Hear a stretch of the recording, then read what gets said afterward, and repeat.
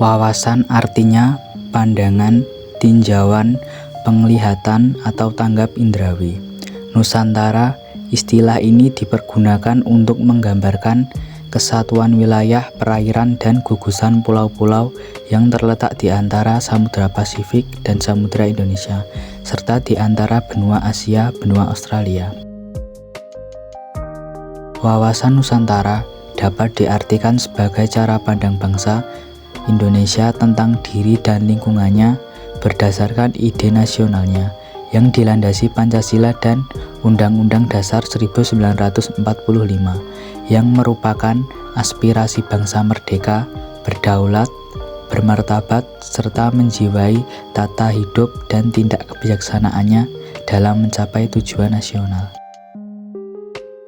Wawasan Nusantara adalah cara pandang, cara memahami, cara menghayati, cara bersikap, cara berpikir, cara bertindak, cara bertingkah laku bangsa Indonesia sebagai interaksi proses psikologis, sosiokultural dengan aspek astagatra, kondisi geografi, kekayaan alam, dan kemampuan penduduk serta Ipolek Sosbud Hankam.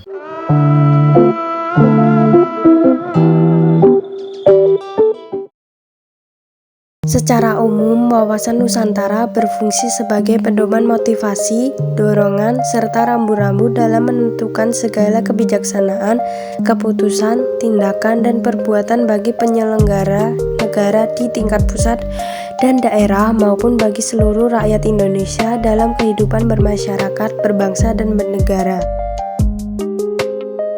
Menurut Christine St. Kansil SH MHDKK mengutarakan fungsi A. Membentuk dan membina persatuan dan kesatuan bangsa dan negara Indonesia. B. Merupakan ajaran dasar nasional yang melandasi kebijakan dan strategi pembangunan nasional. Fungsi wawasan Nusantara dalam beberapa pandangan. 1. Fungsi wawasan Nusantara sebagai konsepsi ketahanan nasional adalah sebagai konsep dalam pembangunan pertahanan, keamanan, dan kewilayahan.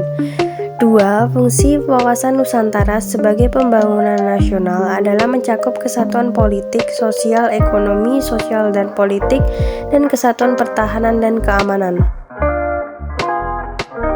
3. Fungsi wawasan Nusantara sebagai pertahanan dan keamanan adalah pandangan geopolitik Indonesia sebagai satu kesatuan pada seluruh wilayah dan segenap kekuatan negara.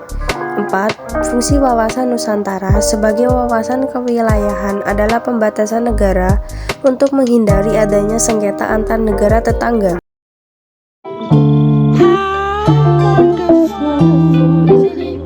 Yang selanjutnya apa saja sih peran serta warga negara dalam mendukung wawasan Nusantara?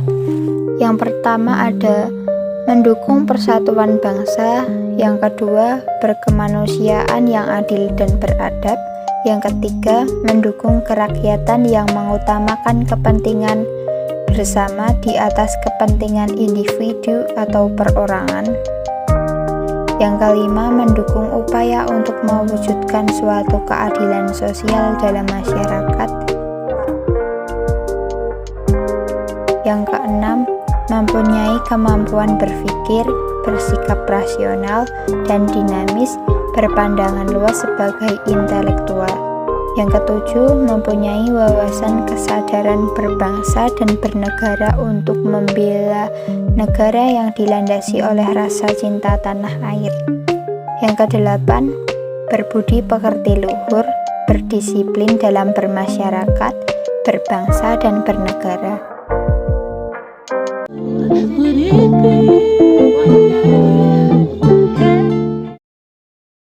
Kegiatan ekonomi adalah seluruh kegiatan pemerintahan dan masyarakat dalam mengelola faktor produksi dan distribusi barang dan jasa untuk kesejahteraan rakyat. Upaya meningkatkan ketahanan ekonomi adalah upaya meningkatkan kapasitas produksi dan kelancaran barang dan jasa secara merata ke seluruh wilayah negara.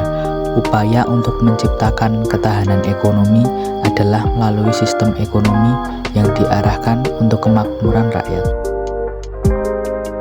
Kemampuan bersaing harus ditumbuhkan dalam meningkatkan kemandirian ekonomi. Ketahanan di bidang ekonomi dapat ditingkatkan melalui pembangunan nasional yang berhasil. Namun, tidak dapat dilupakan faktor-faktor non-teknis dapat mempengaruhi karena saling terkait dan berhubungan. Nah, selanjutnya, kemampuan bersaing harus ditumbuhkan dalam meningkatkan kemandirian ekonomi. Ketahanan di bidang ekonomi dapat ditingkatkan melalui pembangunan nasional yang berhasil, namun tidak dapat dilupakan faktor-faktor non-teknis dapat mempengaruhi karena saling terkait dan berhubungan. Implementasi wawasan Nusantara bidang ekonomi.